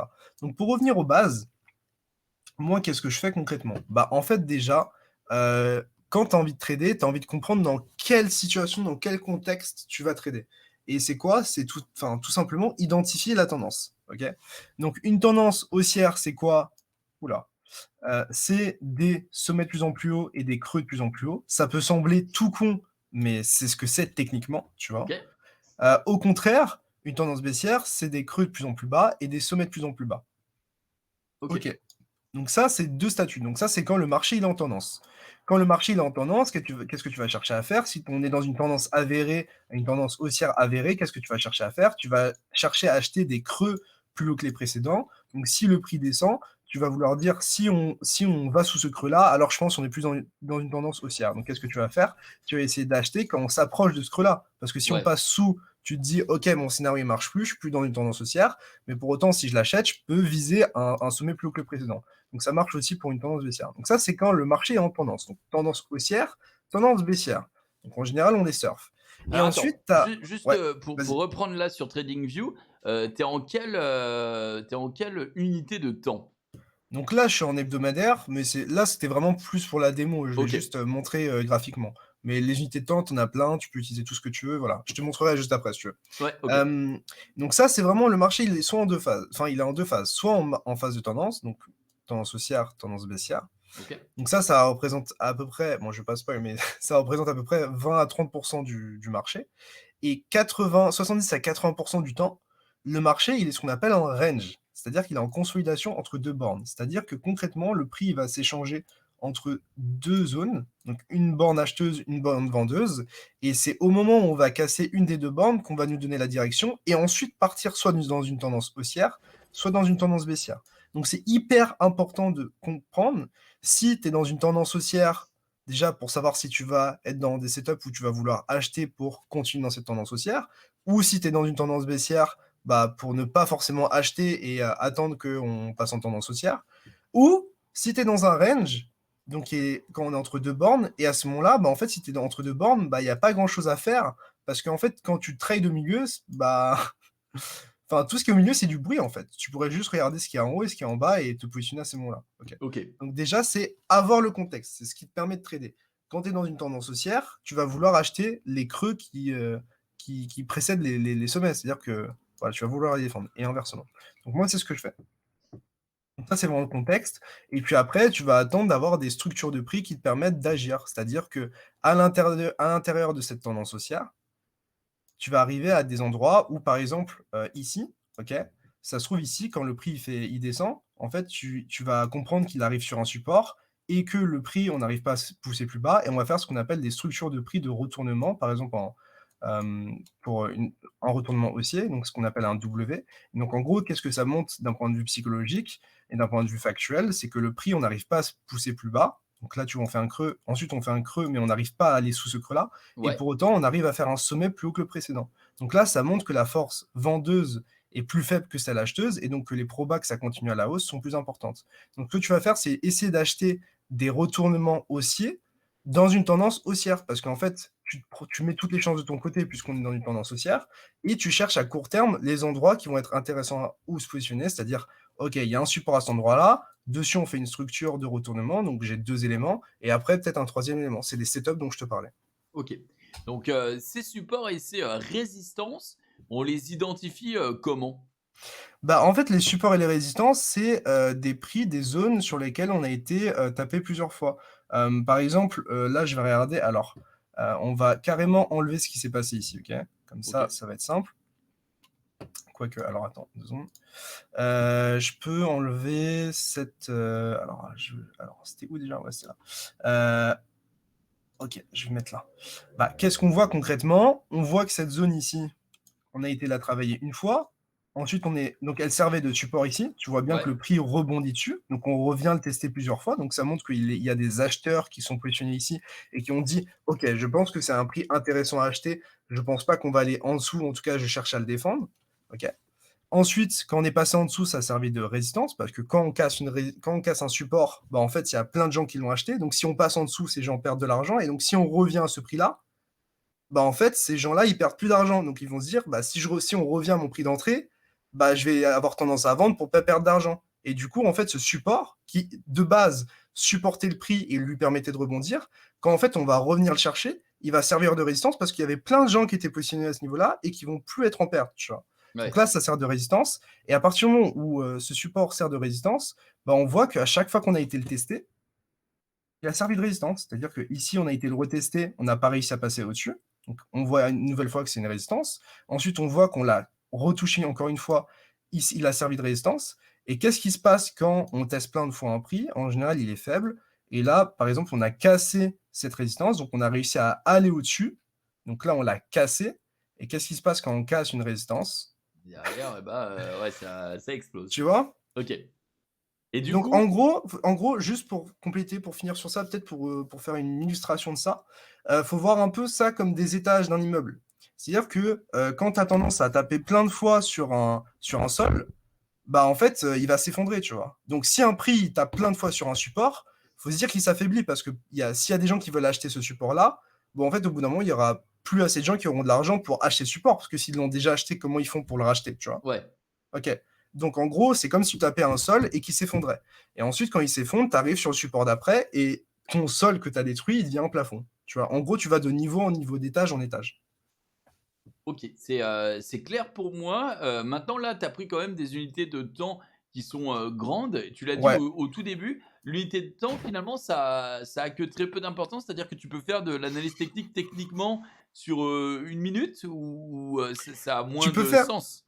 tu peux faire de l'analyse technique sur n'importe quoi. Tu peux faire de l'analyse technique, sur la courbe du covid, tu vois? No troll, vraiment, tu vois? Ok, C'est de l'analyse graphique, tu peux analyser n'importe quel graphique. L'importance de l'unité de temps, c'est que plus tu vas avoir tendance à utiliser une unité de temps qui est élevée, plus elle va avoir de l'impact sur le prix. Parce qu'en gros, elle impacte toutes les unités de temps qui sont inférieures. C'est-à-dire que quand tu regardes l'échelle mensuelle, une résistance sur une échelle mensuelle, c'est une résistance qui est hyper puissante parce que en gros, l'échelle journalière en dessous, l'échelle 1 heure en dessous, elles dépendent de cette échelle mensuelle. Donc plus tu montes en unité de temps, plus ça va impacter le prix, plus tu descends, plus ça va être peu pertinent, entre grands guillemets. alors, si encore une fois je résume, là ça veut du coup nous dire que les clôtures weekly et mensuelles vont être plus importantes que les daily. Donc Exactement. là, si je dis pas de bêtises, il faudrait que la clôture de cette semaine avec l'effondrement qui s'est passé soit au-dessus des 42 000 ou des 41 000. Bon, après, on rentre dans des niveaux clés, tu vois, mais regarde, cette zone-là, on voit qu'elle a été, tu vois, ici, on voit que, plusieurs fois, on n'a pas réussi à passer au-dessus. Donc ça, on pourrait le définir comme une résistance et comme on est passé dessus, ça doit servir de support. Et si tu vois, ici, c'était une résistance et qu'on est passé au-dessus, si ça doit servir de support, cette zone, elle doit être défendue et c'est ce qu'on va Ok. voir à court terme, tu vois? Dès qu'on revient sur cette zone, dès qu'on repasse au-dessus, tu vois que le prix a tendance à rebondir dessus, Ouais. On se voit en tout cas avec la mèche, la tu mèche vois? à 28 000 quoi qui. C'est, tu vois, une résistance par excellence, vraiment qu'on a construite, et cetera, récemment, c'est celle des, 59 000, 60 000 $, tu vois? Techniquement, elle est magnifique. C'est-à-dire que, concrètement, on tape je te montre un j'espère que vous comprenez dans le chat. Pour ceux qui sont pas trop analystes techniques, j'essaie vraiment de rendre le truc accessible. Si jamais il y a des questions, n'hésitez pas. Mais tu vois, techniquement, ici, ce prix-là, on le teste une fois, enfin, on le teste ici une fois, Ouais. 2 fois, 3 fois, 4 fois, 5 fois, 6 fois. Donc là, vraiment, tu es en mode, OK, je bombarde le plafond, tu vois. Au bout d'un moment, il pète. OK, Ouais. il pète. On passe au-dessus. Si on passe au-dessus, OK, bah, maintenant ce plafond, il doit servir de plancher, il doit servir de support, tu vois? Le problème étant qu'il a pas servi de support, qu'on est repassé en dessous et qu'est-ce qui se passe quand on repasse sous un support? Ça redevient une résistance et regarde qu'est-ce qui s'est passé quand on l'a retesté. On l'a Ça a retesté, servi de ouais. résistance, tu vois? Ouais. Donc là, Ouais. vraiment, c'est par exemple, c'est un niveau clé. On le voit graphiquement, c'est le prix n'a pas arrêté de tourner autour et dès qu'il est arrivé, à ce niveau-là, on a eu des réactions, que ce soit une réaction à la hausse quand on l'a cassé ou des réactions baissières à chaque fois qu'on a été le rencontrer. Je me rappelle très bien de ce moment où on avait cassé les 60 000 et où tout le monde disait putain on est en price discovery, ça va exploser de ouf. Bah, même moi, tu vois, je pensais que ça allait bien péter encore, tu Ouais. vois? Ouais, après bon, il y a des rattrapages qui sont faits aussi et c'est pour ça que c'est pas science exacte. Mais du coup, là, il y a eu tellement de. C'est testé depuis quand, du coup? Depuis mars. Il y a eu tellement de tests que on se dit que si on arrive à rattraper sous court terme ces 58 000 et qu'on les pète, ce serait Ouais. peut-être le bon moment. Donc, du coup, si c'est un moment clé, toi, tu te placerais on va dire, à 61 500 si tu devais te placer, parce que du coup, tu dis, ok, là, c'est pété nettement, et après, normalement, c'est Price Discovery, ça repart à la En hausse. fait, ce que tu attends en général, c'est ce qu'on appelle des retests. Donc en gros, pour faire simple, je vais te schématiser la chose. Donc imagine ça, c'est ta résistance, OK? On vient la taper une fois, OK? On repousse. On vient la taper une deuxième fois, on repousse. Mais souvent, ce qui se passe, c'est qu'on repousse de moins en moins fort. Ouais, C'est ce qu'on tu vois que la pression acheteuse, elle est de plus en plus forte et que les vendeurs arrivent pas à repousser le prix. Donc en général, ce qui se passe, c'est quand on passe au-dessus, donc là, c'est avéré qu'on a cassé la résistance, mais pour vraiment la valider, pour qu'on valide la continuation haussière, pour se dire: «OK, ça va vraiment monter et continuer de monter», en général, ce qu'on fait, c'est qu'on a un retest et on repart. d'accord. C'est-à-dire que là, en gros, tu as ton plafond, boum, tu le pètes et si c'est vraiment un plafond qui a pété et que ça doit servir de plancher, il doit servir de plancher et le démontrer par la suite.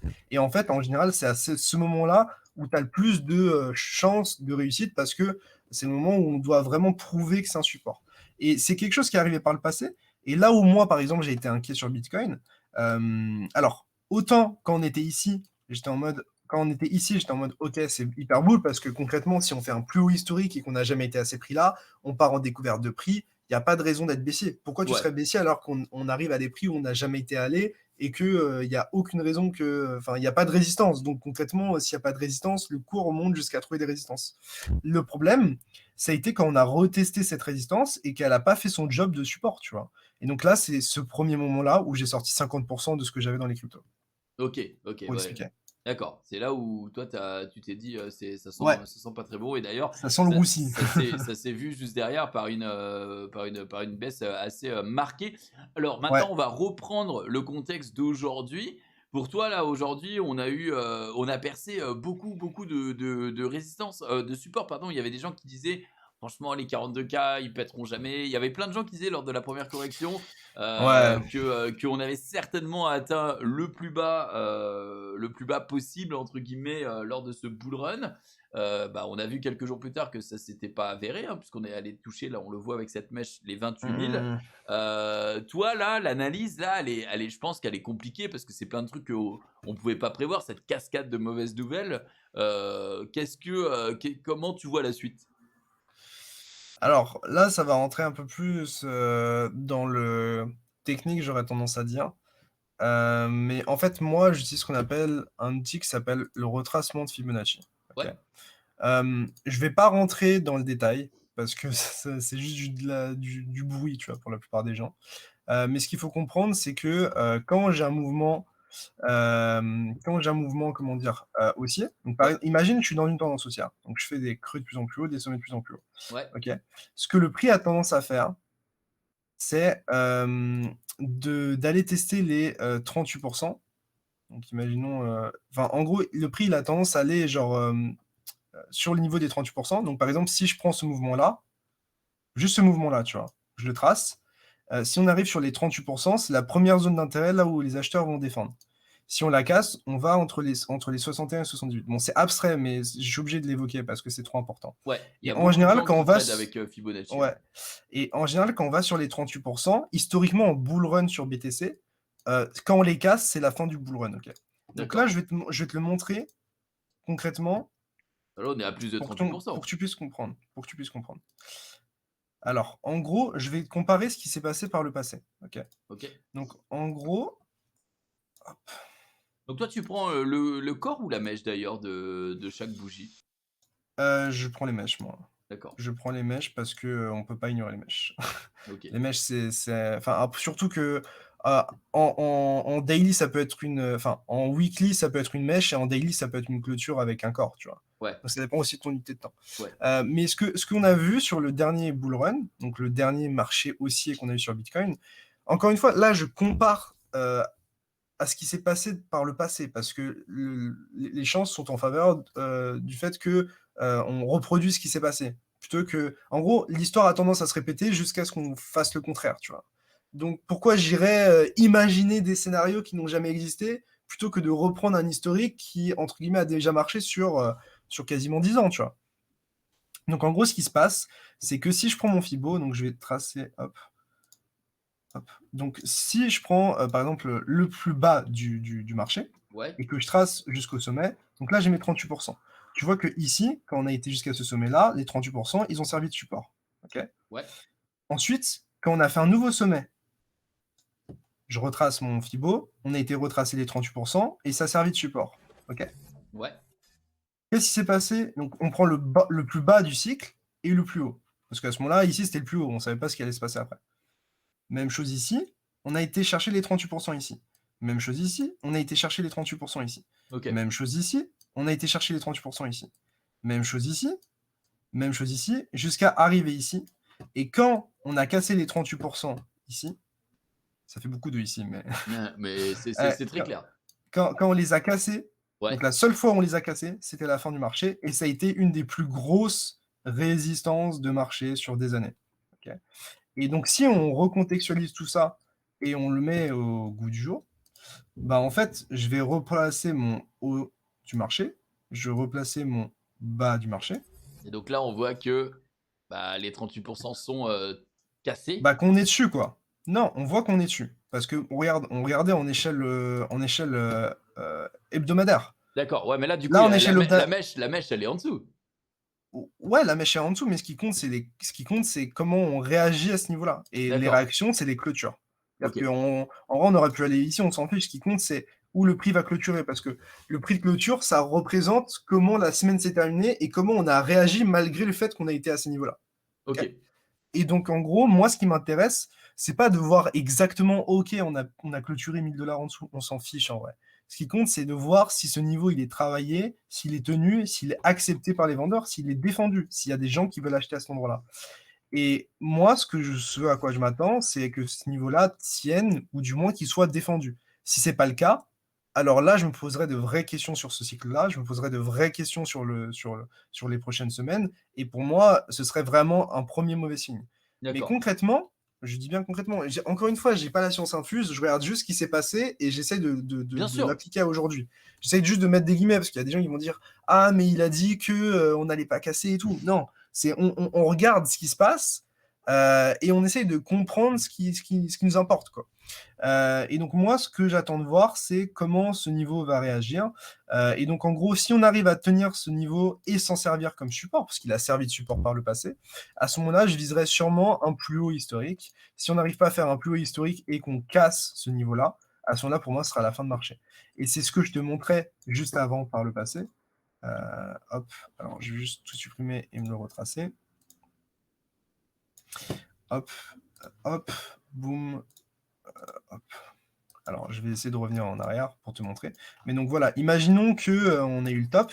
Bah, OK. en fait, qu'on a eu le top, on a eu un premier rebond avec une grosse mèche, un peu comme il s'est passé ici. Ensuite, on a travaillé cette zone comme un support. Tu vois bien qu'elle a été travaillée comme un support, hein. Et ensuite, quand elle a cédé, ça a été la fin du marché. Mais on a eu des rebonds entre-temps. Ouais. Moi, ce que je vise, c'est soit un rebond, proche du dernier sommet, mais qu'on n'arrive pas à faire un nouveau sommet et à ce moment-là, derrière, on enfonce tout et on a un marché à la baisse. Soit on arrive à faire un sommet plus haut, comme on l'a fait quand on a testé les 38 ici, les 38 ici, les 38 ici et à ce moment-là, on s'offre un nouveau sommet et le bull run entre guillemets n'est pas terminé. D'accord, OK. En termes de durée par rapport aux autres bull run, Ouais, on est dans les temps ou on est court ou on est un peu long? bah, on va comparer ça. Ce qu'on va comparer, c'est qu'est-ce qui s'est passé? À partir du moment où on a franchi le plus haut, donc on a fait un ATH par rapport au dernier cycle. Donc là, ici, à ce moment-là, on a fait un plus haut. Hop. Donc le dernier cycle a fait 287 jours à partir du plus haut, hein. Je parle pas du plus bas. Moi, je parle Ouais, à partir du ouais. plus haut. D'ailleurs, il y en a qui prennent le plus bas aussi. Je crois qu'il y a Bah, Pet d'ailleurs, on lui, pourra faire les 2, hein. Ouais, ouais, ok. On peut faire les 2, tu vois? Genre, si je prends le plus bas, vraiment le plus bas, on a 1057 jours. Ah ouais, c'est sur 3 Et ans, quoi. donc là, si on prend le plus bas, on a 840 jours, tu vois? On a 854 et si on prend les plus hauts, on est à 126 jours. Donc en gros, là, si tu regardes vraiment du plus bas, Ouais, hein. On est donc en gros, dans les temps un petit peu short, on mais bon. après on n'est pas garanti, tu vois? On n'est pas garanti d'avoir un bull run qui dure la même longueur, tu vois? Je pense pas Mmh, que le marché, il va vouloir faire exactement la même chose que le précédent cycle. bien sûr. On peut avoir des comportements similaires, mais pas avoir exactement le même comportement, sinon c'est trop facile, il y a trop de gens qui gagnent et tout, tu vois? Mais voilà, ce que je vois, c'est que, pour l'instant, on est sur des zones clés. Il y a rien à dire, on est sur des zones clés et encore une fois, tu vois, ce que je trace là, c'est, le prix, la moyenne du prix sur les enfin, c'est une moyenne de prix, quoi, et si tu vois bien qu'à chaque fois, on a rebondi dessus Ouais. et que, bah, là, on est sur ce run et on vient d'arriver dessus, tu vois? Et Là, on plusieurs arrive fois, on a sur léché dessus. la rouge, Donc c'est là, laquelle déjà? c'est ce qu'on appelle l'EMA 18. Alors, c'est un peu technique, hein, pour les gens qui connaissent pas, mais en gros, c'est la moyenne. Donc là, je suis en échelle 2 semaines. Donc c'est la moyenne exponentielle du prix sur les 18 dernières périodes. Donc vu que je suis en échelle 2 semaines, ça fait sur les 36 dernières, attends. Ouais, ça fait sur les 36 dernières semaines, D'accord, OK. non? Si, logiquement. Enfin, ouais, si. Ouais. Enfin, c'est une moyenne exponentielle, quoi. Donc c'est pas une moyenne, pure, quoi. C'est pas une moyenne pure. Donc voilà. Donc pour moi, on peut très bien être là, dans un dip, ou on peut très bien être là. J'ai pas de réponse. Ce qui va compter, c'est la réaction du prix dessus et quelqu'un qui sait déjà, qui vous dit: «OK, on c'est un dip et c'est pas terminé», il en a aucune idée. Ouais. C'est juste des probabilités, des scénarios et on réagit à partir de ça. Il y a Voilà. quelqu'un qui me dit C'est ce ça l'analyse ce technique. qui déclenche la chute dans l'exemple sur le précédent ATH, c'est peut-être, aussi, à voir versus celui qui vient de déclencher le retour à la baisse. C'était pas le bruit de couloir sur la régularisation aux USA. J'étais pas encore dans la crypto moi à ce moment-là, c'est vrai, qu'est-ce qui a déclenché finalement la fin de bull run, aux USA? Heu, Enfin aux USA non, en crypto. Bah, je pense que c'est Nabila qui a parlé du bitcoin, hein, je pense, c'est un assez bon élément déclencheur. Ah, c'est vrai que c'était pas le jour J où elle en a parlé que ça a crash Je crois ou? que c'était genre un truc dans les 3 jours, un Ouais, truc aussi, hein. ouais, C'était assez drôle. faut surveiller Mais son compte, Twitter ou mais Insta. non, mais moi, tu vois, ce qui m'inquiète, donc là, il y a une part de bon, ce que je vous montre en vrai, c'est pas, je trouve que c'est pas, si apeurant que ça. Parce que là, ce que je vous montre, c'est que, historiquement, on est déjà revenu sur ce genre de niveau et on a déjà continué à continuer à monter par la suite. Moi, ce qui me fait un petit peu peur, c'est que quand moi je prends mon Uber maintenant, il y a à la radio, on parle de NFT. Ouais, Et je vois des gens qui m'envoient je te jure, c'est vrai, il y a un joueur de NBA qui m'a envoyé un message pour, savoir comment entrer dans la crypto, tu vois? Genre, c'est pas des signaux que, tu vois, genre, au tout début d'un move, en général. ouais, ouais, c'est clair. Même, je vois des gens, qui n'ont aucun intérêt dans la crypto, à qui tu dis rentrer dans la crypto, il y a 3 ans et qui maintenant ont absolument envie d'y aller. J'ai ma mère qui m'envoie un message qui me dit: «Est-ce que c'est le moment d'acheter?» tu vois? Donc ça, c'est une sorte de somme de choses qui font que la psychologie, elle est pas dans la meilleure posture pour rebondir, mais ce qui peut peut-être nous sauver, c'est le dip qu'on a eu. C'est, Ouais, le moment où on fait paniquer absolument tout le monde. Tous les gens qui sont rentrés un peu tard, ils commencent à être en panique, tu vois? Un peu, c'est le mec ouais, méchant, un peu comme toi, non mais tu vois ce que je veux dire? Genre on commence à tatiller les niveaux d'entrée des gens, tu vois? Si les gens, on commence à fai ils commencent à être en perte par rapport à là où ils sont entrés, il y en a qui vont paniquer, ils vont dire: «OK, moi c'est bon, je me retire, je prends pas de risques» et cetera, tu vois? Donc c'est un peu le moment de remise en question qui peut être positif au final. Il ouais. faut sortir un maximum de gens Les «fragiles» entre qui ont guillemets, c'est un peu ça, hein, les c'est weak hands, les tu vois? paper hands, ouais, c'est exactement ça. C'est ça. Il y a beaucoup de gens qui en parlent. D'ailleurs, Elon avait tweeté, ça c'est vraiment, il dégoûte. Tesla has diamond hands, donc les mains en diamant, les mains en papier. En gros, les mains en papier, c'est ceux qui paniquent, c'est un peu fébrile. Oula, Ouais, j'ai perdu 10 euros sur l'investissement, c'est la fin du monde, j'appelle ma mère et je pleure et je vends. Et ceux qui c'est sont ça, hein. Diamond Hand, c'est plutôt l'inverse, c'est oh putain, le prix est au plus bas, il appuie sur un bouton, il dit Martin, tu me mets tout sur les terres. Donc voilà, je suis assez d'accord. Moi aussi, les éléments un petit peu déclencheurs dans notre milieu, moi c'était vraiment Maxildan et Gigi, tu vois. Quand Qu'est-ce qui Gigi il s'est a passé? commencé, Parce bah que je vois ça dans le chat, c'est Jiraya a commencé à poser une question en mode sur Twitter, les gars, la crypto, c'est comment ça fonctionne et tout. Et derrière, il a rapidement investi et on sait très bien, moi y compris, qui suis entre guillemets un influenceur, je le mets entre gros guillemets, mais on sait très bien que plus il y a de gens comme ça qui se ramènent et qui, en fait, plus on parle du Bitcoin et moins il a de chances de fleurir, quoi. C'est vraiment quand il est sous le radar que ça se passe bien. Et plus les médias en parlent, et plus ça monte. Et il y a un moment où ça va dégringoler. Donc, mais ce qui est intéressant aussi, c'est que là, vu toute la panique qui a été générée, il y a plein de gens qui ont sûrement paniqué et vendu, dans les gens qui ouais, sont entrés dernièrement. Et ce qui me ferait marrer, c'est qu'on aille à 80 000 $ et que ces gens qui ont vendu ici commencent à racheter, tu vois. ouais, C'est ce genre de panique, ça alimente. Alors, je dis pas qu'on va le faire. Encore une fois, je ne dis pas qu'on va le faire. Mais si on le fait, si on fait un nouvel ATH, donc un record sur le prix, un prix auquel on n'est jamais allé, ça recréera de l'intérêt et ça fera re-rentrer tous les gens qui ont vendu ici. Et donc là, ça génère un énorme FOMO. Et c'est exactement ce qu'on a eu un petit peu sur 2017. Alors, c'était pas dans ces proportions-là, parce que chaque cycle qu'on a tendance à faire, il y a de plus en plus de gens dans le marché. Mais ça me fait un peu penser à là où on fait paniquer tout le monde. Et puis derrière, on remonte. Là, ils sont en mode, oh putain, Bitcoin, enfin, ça pète de ouf, ça passe sur France 2. Hop, on les refait paniquer, on ouais, remonte, et puis là, c'est en mode, ok, bon, c'est terminé, il faut que j'achète, et là, c'est terminé, quoi. ouais, Donc, ouais. c'est un peu ce qui peut se passer. Alors, il y a déjà beaucoup de gens dans le train, mais Bitcoin a tendance à être de plus en plus connu. Donc, la question, c'est est-ce qu'il y a assez de nouvelles personnes à embarquer? Est-ce qu'il y a encore suffisamment de gens qui ne sont pas rentrés, qui peuvent craquer et rentrer? Parce que c'est eux qui vont apporter le carburant pour la Pour la hausse qui hausse. suit, quoi.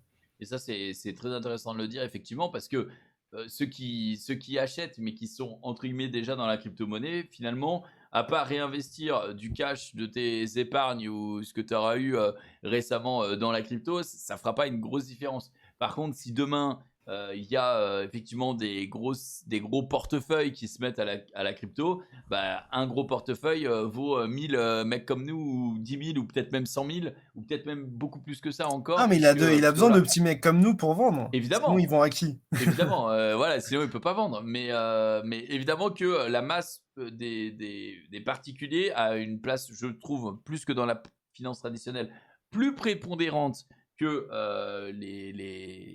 voilà, pardon, que dans les marchés traditionnels. Mais il n'en reste on reste Je du trouve que caca. ça a tendance à changer, tu vois. Parce qu'en vrai, les cryptos, je trouve, c'est beaucoup plus accessible en termes d'achat. Genre, demain, tu vas acheter des actions, tu vas où?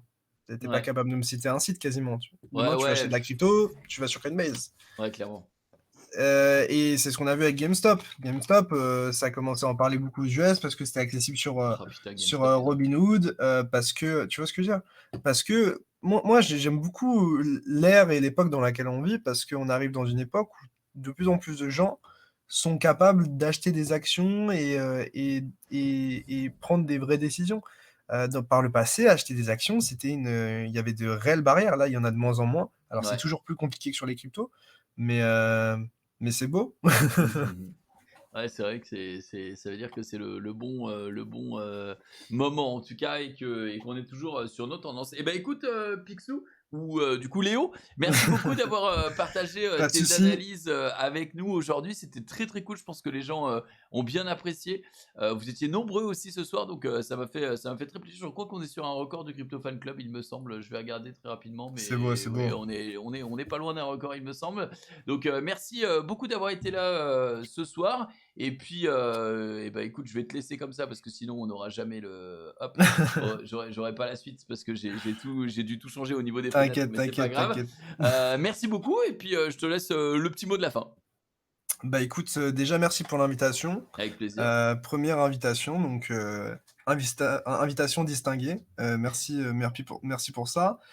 J'espère que les gens qui ont regardé auront un petit peu une meilleure connaissance de l'analyse technique avant l'émission. C'est sûr. C'était l'objectif, vraiment, essayer de vous apprendre un petit peu plus de choses et puis, j'espère surtout que les gens qui ont suivi, ce live, iront gratter un petit peu plus, auront peut-être le goût de l'analyse technique, ou le goût du trading et que, peu importe ce qui se passe sur les cryptos, vous gratterez parce que moi, c'est ce qui m'est arrivé et c'est une des meilleures choses qui me soit arrivées, ces dernières années. Donc, si ça vous plaît, ne lâchez pas. Je sais que ça peut être dur, ne faites pas de conneries sur le marché, et n'hésitez pas à aller sur coinacademy.fr. Bah, t'as bien raison et à te suivre aussi sur les réseaux sociaux, bien évidemment. Du coup, @CryptoPixou pour Twitter et Léo DPS sur YouTube. Et bien, écoutez, cet épisode touche à sa fin. Merci d'avoir été présent une nouvelle fois et je vous dis à donc jeudi prochain pour un nouveau Crypto Fan Club. Vous avez remarqué que l'heure a changé maintenant de 20h à 21h30 environ.